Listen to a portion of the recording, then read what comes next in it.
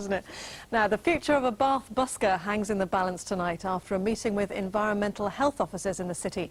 Guitarist Grod Groddler, also known as Happy Graham, has been told by officials that he's breaking the law by using his electric amplifier. He's refused to accept their decision and now faces a £5,000 fine. I am Grod Groddler, the banned busker of Bath, and I'm banned from using an amplifier. 10:30 this morning and Grod Groddler is protesting his innocence. He's already been served with a noise abatement order and now faces the wrath of the council. You look wonderful tonight. That's why I have an amplifier. No sign of an amplifier today. It could be confiscated if it reappears on the city's streets. Despite the order, Grod has continued to use it all through the summer. I think he should be allowed to because he's a good musician and his songs are good. Best of luck to him. It depends where it is. If it's where everybody's walking, I don't think it's right. Grod has put his case on the internet for whoever cares to read about it.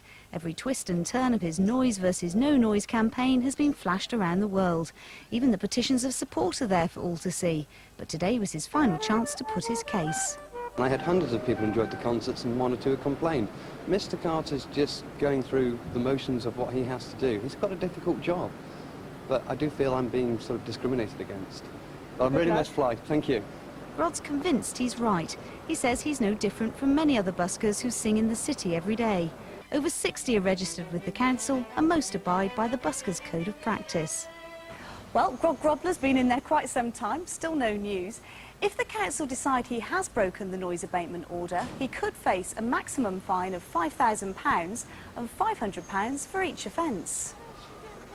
So had Grod's protest all been worth it? After a 40-minute meeting with environmental health officers, it seems nothing had been decided. I feel very much victimised in the situation. I think he's listened to a very loud minority against a very quiet person who the majority of people enjoy hearing play. But we treat each case on its merits, really, and if we get complaints, we're bound to investigate them.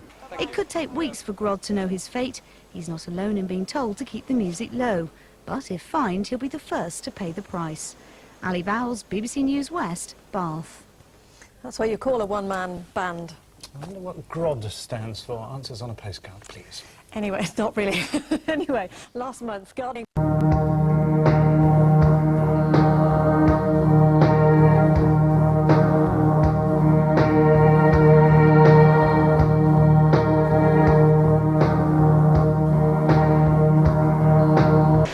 Now a busker in Bath, forced to play unplugged, has now been picked up by the law for his singing.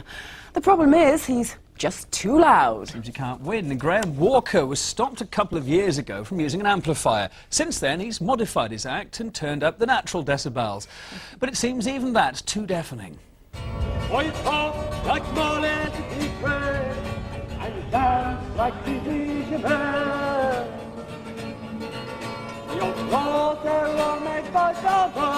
Is this a little too loud for your tastes? A policeman in Bath thought so and asked Graham Walker to stop busking in Abbey Square.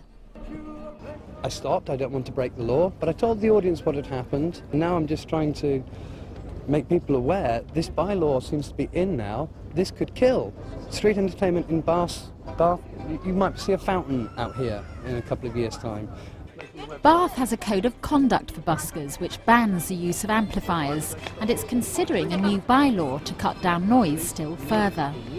The visitors certainly like the buskers. I think some of the residents listen to the same performance day in, day out and possibly get a little tired of it.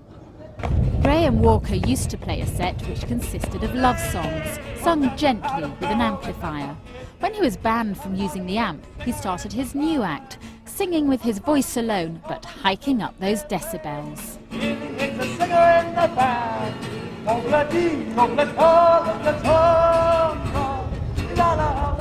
But after his latest encounter with the policeman, the busker's considering leaving the city for good. He's been told that York would welcome him and his amp with open arms. Rachel Royce, HTV News, Bath. When you're alone in your bed. Why is CD and digital quality music so good? Well, let me show you. Thank you, sir. Let me borrow you for a minute, mate.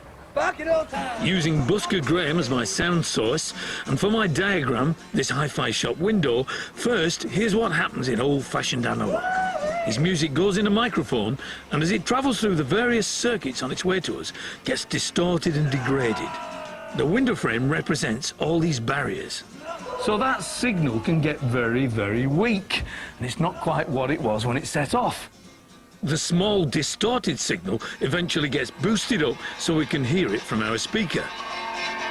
We've got the volume, it's been beefed up, but it's a bit distorted. It's got some interference on the way. It's not quite what it should be. And here's Graham, and he's not quite what he should be. He's a little bit, ooh. He's a poor copy of the original. But let's now see how digital does it. Same busker, same sound.